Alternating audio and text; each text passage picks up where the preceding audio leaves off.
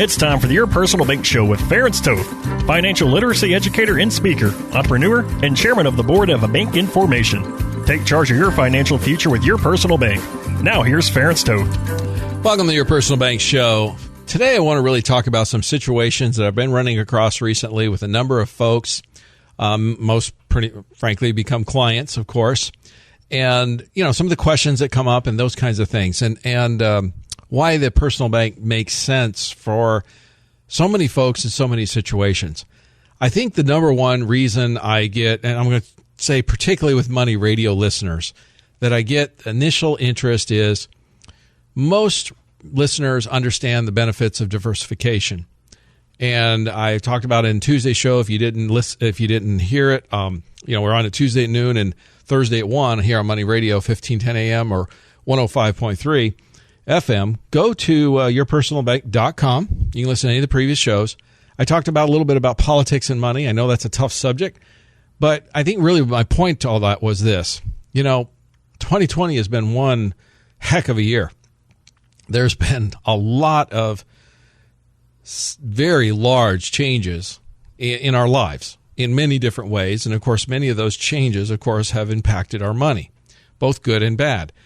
And it's also created a high level of uncertainty about the future, whether it's COVID, whether it's the shutdowns, whether it's the election, all these different things are creating us a pretty strong level of uncertainty going forward. So diversification is an important key to balance or mitigate risk. Now, I often find in many cases, I'm not trying to discount this or say this is a negative, but what I find is when a lot of people mention diversification, they'll say, well, I'm in this sector, I'm in that sector. I'm not talking about diversification within the same type of asset, a market-related asset. What I'm talking about is non-correlated diversification. What's that? So that's another level of diversification. It's where you have an asset that's one asset has not impacted by the factors of the other in terms of value or price. So if you are diversified in the market in different sectors, they can all be affected by overall general economy or market situations. We saw that in March with COVID. Most every asset in the markets, pretty much with very few exceptions, lost value significantly. We saw that in 08 and 09, similar kind of thing. A non-correlated asset is something where, the gyrations of the market is not affected by that. It has guarantees. So the personal bank has some guarantees, has consistency. It's not based on the same factors. So it's a non-correlated asset. So you're diversifying your money into something totally different. And that creates a higher level of diversification to help mitigate future risk and uncertainty. It's simple as that. But what's kind of funny is, this is the funny part I find, a lot of people kind of look at the diversification as, well, I'm going to take a portion of my portfolio and put it in this pot of money, this bucket over here, so that I can mitigate or reduce risk. And most people have that perception is, well, if I go to a lower risk or mitigate, guaranteed or consistent, steady Eddie type of investment, I'm going to get lower returns.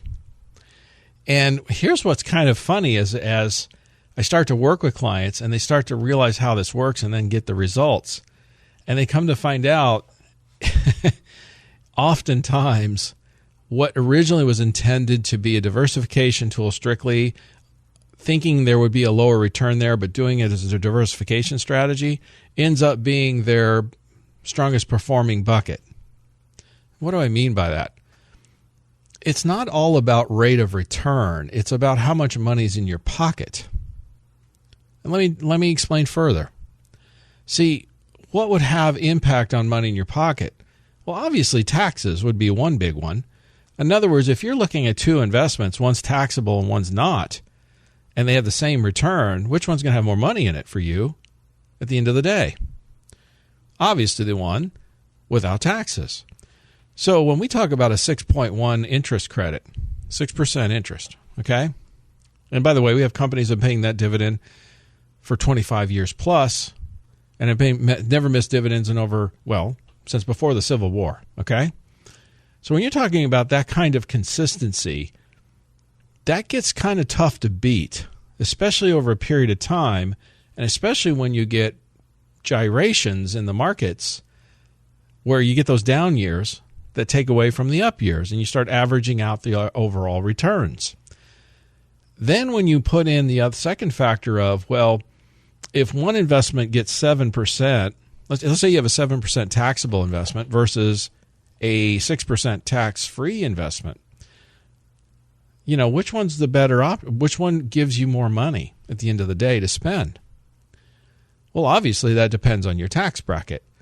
But in most cases, with most clients I work with, 6% tax-free is better than 7% taxable or tax-deferred. Now, I just said something else that kind of raises the hairs on some people's back. Tax deferred only means it's going in. Yes, you defer the tax, but guess what? Coming out, you have to pay it. So your IRAs, 401ks, and those kinds of tools. I can't begin to tell you how many people I talk to who don't realize that when they take money from their IRA, 401k, they're going to have to pay tax on it. And many of the ones that do realize it are shocked by how much they end up having to pay. It's a shocking experience. It's eye-opening because they just kind of kicked the can down the road, if you know what I mean, and out of sight, out of mind, and didn't really pay that close attention to what it was really going to cost. Now, part of the problem is there, too, when you kick the can down the road like that on a tax-deferred account is, well, can you tell me what tax rates are going to be in the future? See, that's an uncertainty. I mean, we have market risk, as most people understand, with many investments out there. So there's uncertainty in returns. But then you also add on there, if you have tax implications, in other words, you have to pay taxes year to year on it, or you defer it to some point later in time, you actually increase your tax liability by deferring. Because the farther out you go, the more uncertain you're going to be about what the rate's going to be. What is the tax bracket going to be at the point when you access those monies? Or if you've already started accessing money from IRA or 401k, for example, can you tell me what your tax rate on that money is going to be 5 years from now or 10 years from now? And the answer is no one knows. It's impossible to tell. So my point is, when we talk about mitigating risk and we talk about diversification, I'm talking about diversifying into a non-correlated asset, one that basically eliminates the market risk off the table. That takes that equation off the table. So you have a certainty of knowing what your returns are going to be. And like I said, we got 25-year plus histories of 6% plus. Then when you take the tax piece off the table, and if you haven't read the book, The Power of Zero by David McKnight, I encourage you to do so. Because the premise of the book is, well, if your tax rate is 0 on this bucket of money, 2 times 0 is still 0, isn't it? So in other words, future tax rates are not going to have an impact on that bucket, are they? By the way, that book was, the foreword was written by Ed Slott, which is considered by the Wall Street Journal the foremost IRA expert in the United States. He's a CPA. I've heard Ed speak several times. And Ed, in that foreword in the book and many other things, is absolutely convinced that future tax rates are going to be higher. So I'm going to talk about a little bit more about the reasons why people should look into your personal bank, particularly in a year like 2020. Stay tuned. For more information on Your Personal Bank, feel free to contact Ference at yourpersonalbank.com.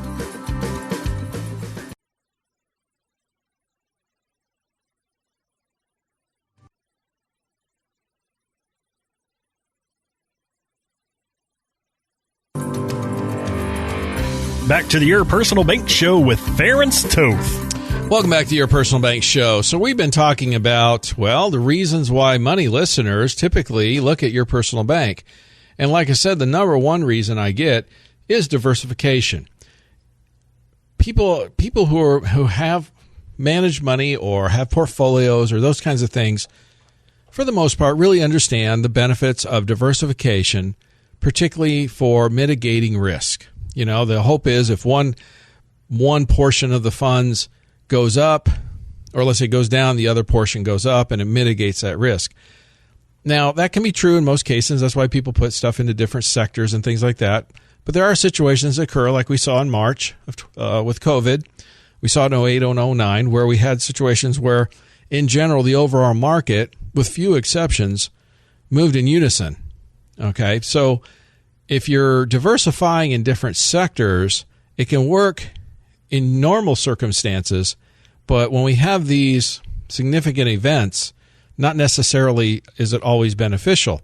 So what I'm talking about is diversification when it comes down to non-correlated assets. In other words, get out of the market. Get out of the same or portion of it. I'm not saying get all your money out of the market. What I'm saying is get a portion, get a bucket of the money out of the same risk factors. So that's why some people do real estate and some people do things like cryptocurrency and other things, or precious metals, okay? Those things all have their own inherent risks too, but at least they're different. They're non-correlated in many cases to a market type of asset. Well, the personal bank has guarantees, has consistency, so you can mitigate and pretty much eliminate risk, market risk at least, on that portion of the dollars, okay? That bucket of money. Also, you're mitigating future tax risk. This is something that most people, I find, vastly underestimate or don't pay near enough attention to. They don't really understand the impact taxes are going to have on them in the future, particularly if they have significant IRA 401k funds. Perfect example, I've got a client I've been working with for a number of years now who, smart guy, worked hard, engineer, was diligent, did the right things, retired 3 or 4 years ago, and he'd accumulated about a $3 million portfolio, of which the vast majority of that was in IRAs. And now, of course, he's retired. Him and his wife are living off of the Social Security and the income off the IRAs, and he's just flabbergasted. And this is a smart guy. He's an engineer, like I said, by how much in tax he's ended up having to pay now. And so we've been working on over the past few years and creating some income tax-free buckets, which gives him options going forward. Let me use a quick example in this, just give you an idea. So if you're a married couple today, the federal income tax, you'd file a married joint, like most people do. If you're at a $78,000, $79,000, we'll round it off, of income or less, taxable income that is, you're in a 12% bracket. Well, if you break over that, you move to the 22% bracket. So that $79,000 number roughly of taxable income, the amount of tax on money over that is much higher, 10% higher. It goes from 12 to 22%. That's quite a jump. That's a big jump. And so let's say if you had $100,000 of taxable income, and let's round it off. $80,000 is taxable income is at 12. The last 20 grand is going to be at 22. Okay. So anything over that, of course, 22 or higher, right? Well, what if you had 2 buckets of money to access funds from, to supplement retirement or whatever, and mitigate your tax risk? In other words, could you have up to $80,000 roughly of taxable income as a joint married couple and stay in the 12% bracket? And if you wanted some additional income or whatever, you had a tax-free bucket, you could access the extra 20 grand or so from. You could have $100,000 of income, but still stay in the 12% bracket on all your money or less. That saves significant amount of taxes, thousands of dollars oftentimes. When I work on this week, this gentleman, I saved him $3,000 a year going forward, $3,500 in taxes, just by playing, we call it bracketology, by playing this tax bracketology game. By creating 2 buckets of money, one which has a tax liability, the other that doesn't, when you access funds. Okay?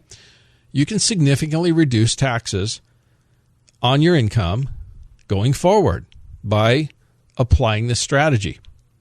And I just find far too often it's not used. It's not even thought about or considered. Okay?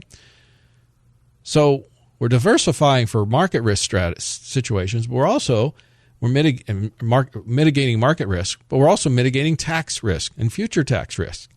That's based on these numbers I just shared with you, are based on basically current tax rates. What are the tax rates going to be in the future? Nobody knows. What if they're higher? these strategies then become even more important, don't they? And like I said, that book, Power Zero, David McKnight, the power, 2 times 0 is still 0. So in your zero bucket of taxable, the tax rate's double, it doesn't matter. You still have access to that money on a tax-free basis. Now, when we throw in the other aspect of the positive arbitrage, this is the one that's game-changing.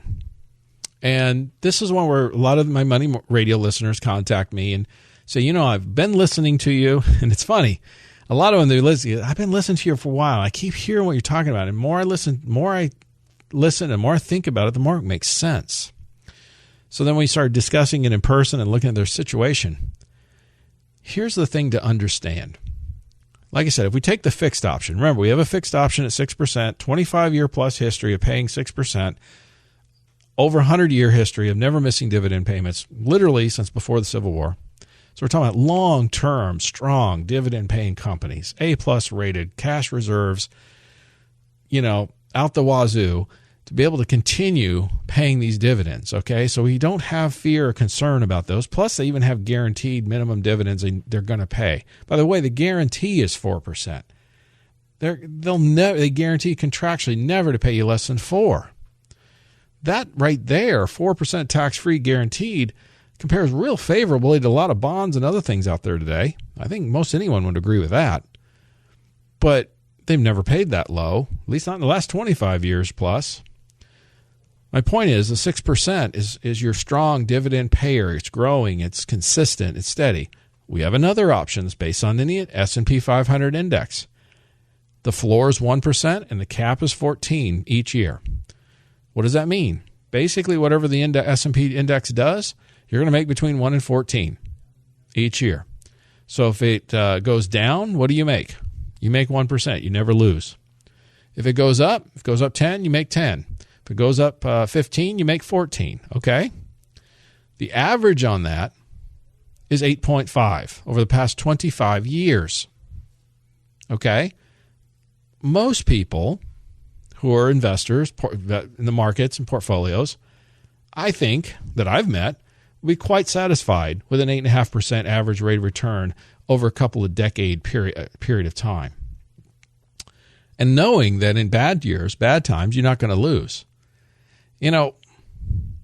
That's strong. But when you add on top of it the aspect of being able to access the funds when you need them, see, eventually, in most cases, we're going to spend part or maybe all of that money that we're putting away for the future, right? Some of you listening are doing it right now as we speak. But you're going to access those funds to pay for things, pay for expenses or supplement retirement or whatever, right? When you access the funds, you kill, in most accounts, traditional investments, you kill the growth, the future growth on those dollars. Because why? You spent them, right?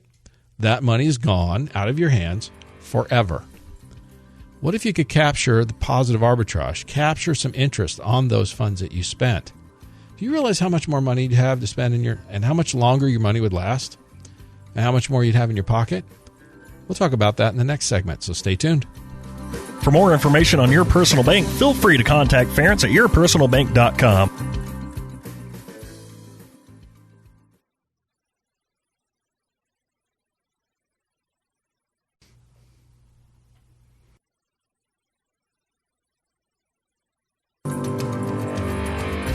Back to the Your Personal Bank Show with Ference Toth. Welcome to Your Personal Bank Show. We're talking today about the reasons why my money listeners in particular often reach out to me initially, and then some of the process of what they realize and learn through the process of then becoming a client in most cases. And the first, probably most common one I get is the diversification. Most money radio listeners, most folks that invest and have portfolios, particularly when they have market risk, understand the benefits of diversification. They understand that mitigates their risk and those types of things. But this is taking it to another level. And what I mean by that? It's real simple. This is a non-correlated asset. See, if you're in the market, for example, and you're in different sectors and such, which is very common, and I'm not saying you shouldn't do that, that's one level of mitigation risk. But we all have seen in March of 2000 with COVID, we saw in 08, 09, times where the most, if not just about the entire market, will take. Okay, so it can there's situations like that where it does happen, and so that mitigating risk, diversifying within sectors is not so effective in those scenarios. Okay, we have a lot of uncertainty right now in 2020. I don't think anyone would disagree with that. It's been one crazy year, and what's going to happen? I mean, who would have thunk what's happened in the first half of this year already? Who would have imagined this? Think back to New Year's Eve. Can anybody imagine where we're at right now here in August? I mean, it's just amazing. We've had a lot on our plate, and we have an election coming up still. COVID's still we're not out of the woods of that completely. There's just so many things right now that we just don't know what's going to happen. There's a lot of uncertainty. So the diversification is a strong key. I think more important maybe now than probably maybe ever in a lot of people's investing lifetime. So anyway, that diversification in a non-correlated asset makes a lot of sense. This is an asset where most people prefer. It's funny. I show them. I say, hey, we have a couple of options. We can go with this S&P 500 index strategy. We have a 14% cap, a 1% floor. What does that mean? Each year, whatever the S&P does, you're going to make between 1 and 14%. If it goes down, you still make 1%. They guarantee the downside with a 1% minimum. If it goes up, if it goes up 10, you make 10. If it goes up 15, you make 14. And so that's a strong solution. The historical average last 25 years is over 8.5%. Most people investing in the market would be very satisfied with an 8.5% return on their money over several decade period. I think most people would agree with that. And that's what this strategy does. But again, for most of my Money Radio listeners, they gravitate towards the steady, Eddie, consistent 6%.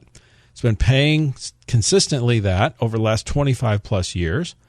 Never missed a dividend in over 100 years. In fact, since before the Civil War, literally. These are strong, A-plus rated, long-term dividend payers. I've got charts. I can show you what all the different companies have paid over the last 25 years. You'll immediately know which companies you want to work with. So, and I work with basically most all of them. So, I'm kind of agnostic. Doesn't really matter to me which one you go with. I'm going to try to steer you towards the one that's going to do, expect the best results, right? So they tend to gravitate to that because they want that consistency, that steady eddiness.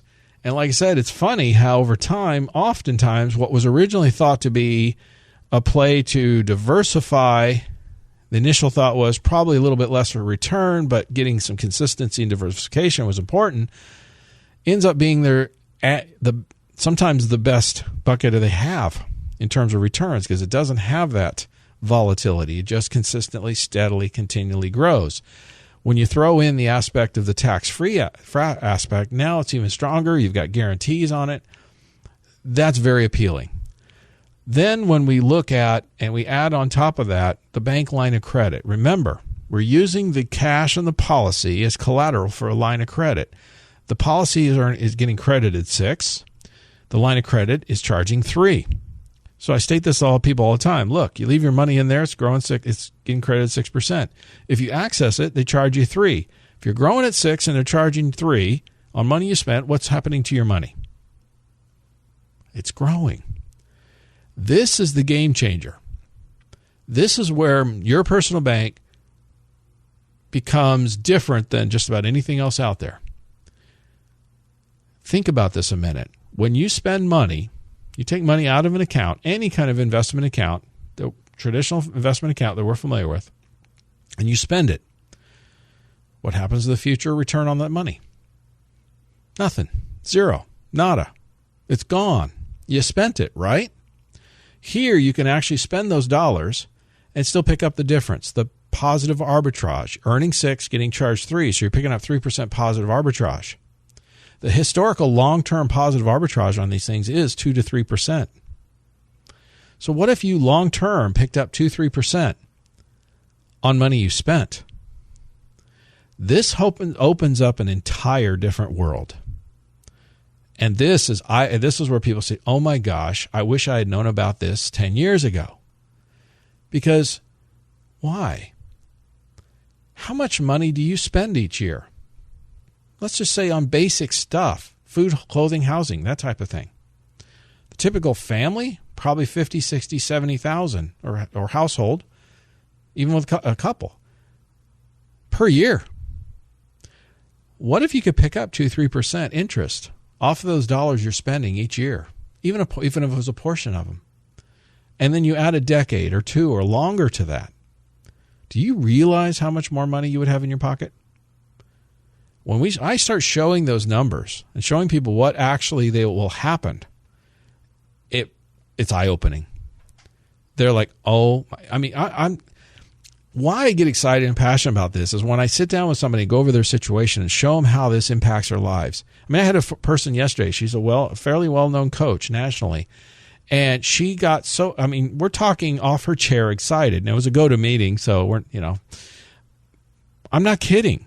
The responses I get from folks is, most people don't get excited about planning for their money, okay? Money and excitement, don't always normally, be in the same time. It's not like we're at a sporting event, right? This is one of those few occasions where when I say I'm not kidding, when I've told you I spoke around the country for the last 6-7 years, different investor groups, things like that. I have had multiple standing ovations speaking to investor groups. And I'm talking about money and taxes, boring stuff. You know what I mean? This is game-changing. This is life-changing for many, many people and folks that I've worked with for years now. It's amazing. And in fact, I've had some number of them say to me, thank you for changing my life. At least their financial life. Eliminating a lot of stress in many cases, okay? My point is this. That's why it's fun, okay? When people unveil this and they start to realize how it really impacts for them, that's why I'm on the radio. That's why I'm sharing this, because, well, it's fun, okay? But you start to realize I can start capturing interest, the difference, what I'm earning versus what I'm getting charged. You don't have to, that's it. So I start earning that, capturing that, and keeping that in my pocket over a period of time. The amount of dollars difference we start talking about gets into the tens and sometimes hundreds of thousands of dollars difference. More money in your pocket. That's what I deal with on a daily basis. Okay? And one of the misconceptions I get all the time or questions is, well, okay, the line of credit. Sometimes that's where people get hung up a little bit. Well, I've got to pay interest to the bank. Yes, of course you do. But remember, if the policy's earning 6 and you're getting charged 3, you could pay it out of pocket if you wanted to, but could the cash in the policy pay it for you? And you still keep the difference? Knows your money's still growing? And the light bulb starts to come on. Oh my gosh. You don't have to come out with anything out of pocket. It can be all automated, by the way. Most people, that's how they do it. It's just all automated, and then every year you have more cash available. We'll talk about that a little further in the next segment, so stay tuned. For more information on Your Personal Bank, feel free to contact Ference at yourpersonalbank.com.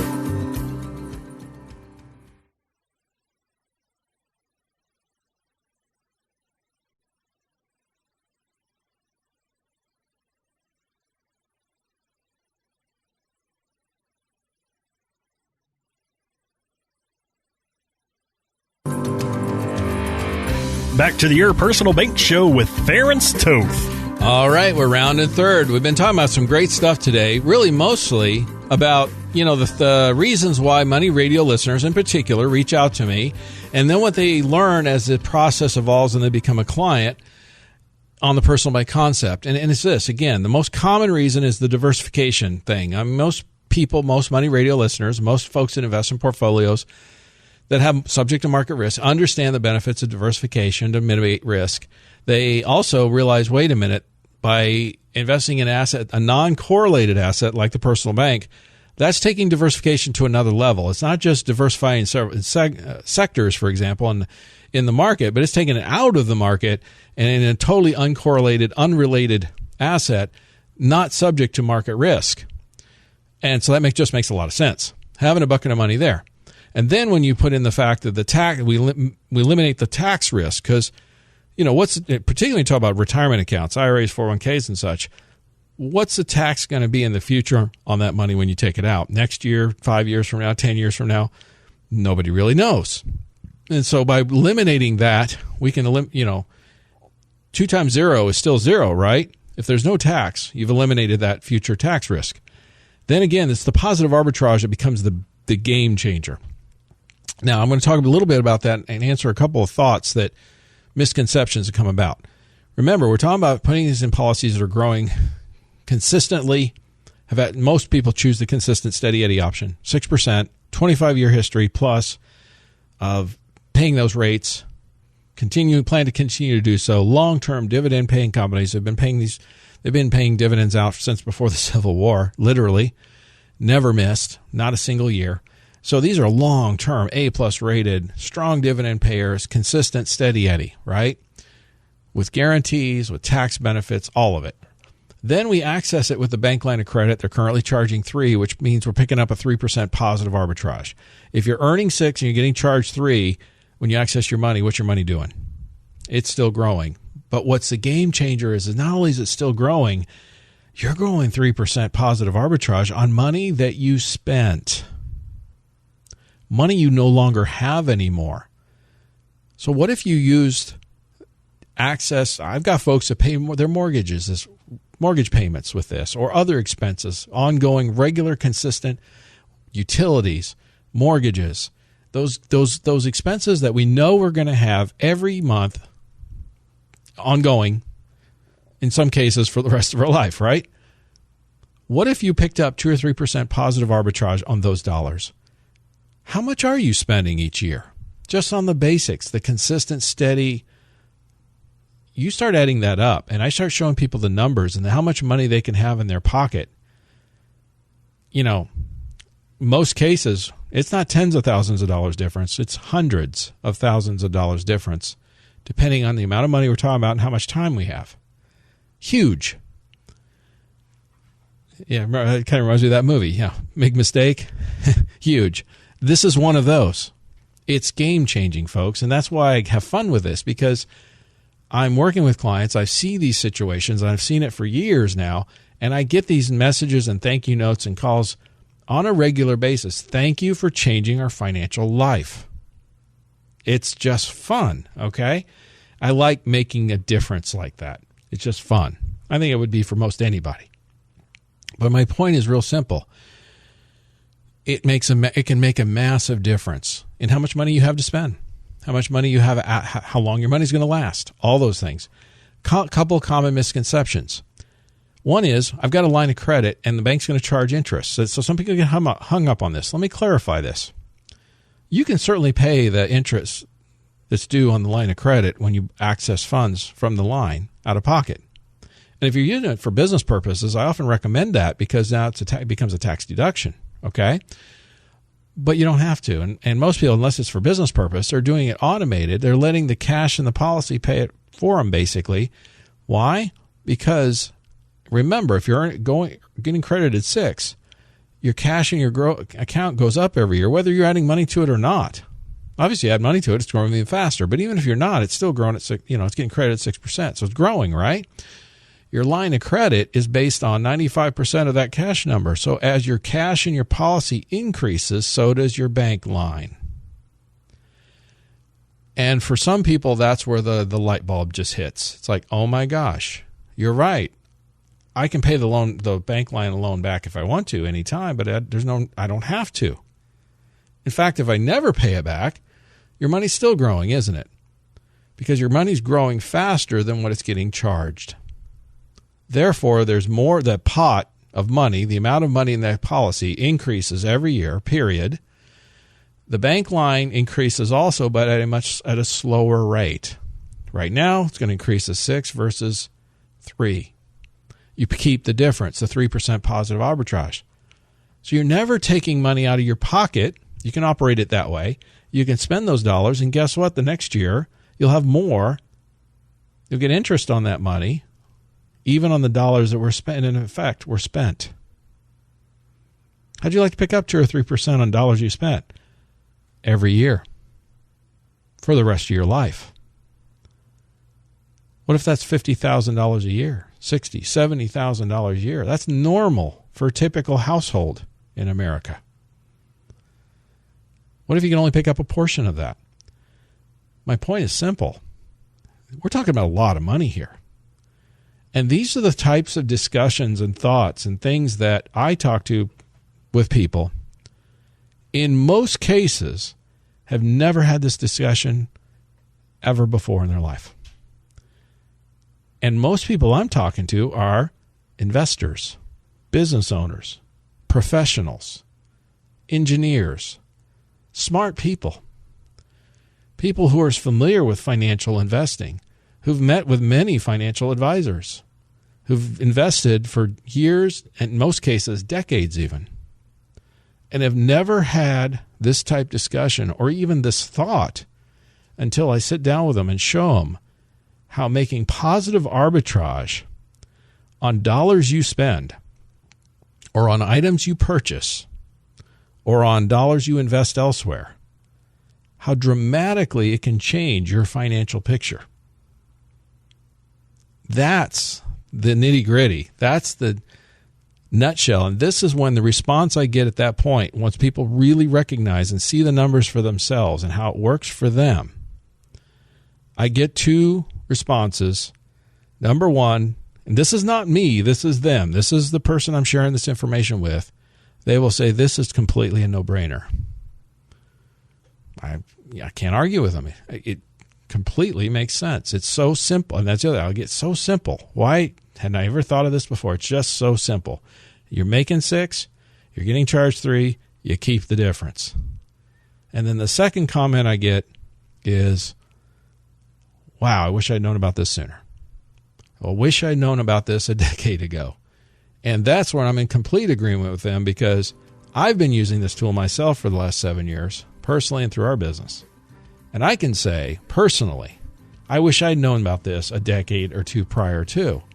My financial situation, although is fine and improving, would have been much, much better off if I'd known about this and employed this tool sooner.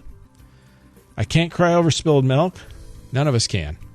All we can do is take the information we have today and what we know and do the best we can with it. So contact me at yourpersonalbank.com. Let's talk about your situation and how we can make your future different and better for you, your family, and your business. Listen Tuesday at noon and Thursdays at 1 for more information on Your Personal Bank. Contact Ference at yourpersonalbank.com. This show is designed to provide accurate and authoritative information. The presenter and guest on this program do not engage in legal, accounting, or tax advice. Professional advice regarding your situation should be sought if required. Products and riders may have limitations and may not be available in all states. Excessive unpaid loans may affect performance. Distributions may become taxable if not managed properly. Replacements may not be suitable for everyone. There may be charges when replacing coverage. Compare when considering a replacement. Dividend rates and bank line of credit rates may charge. Contact yourpersonalbank.com for current rates.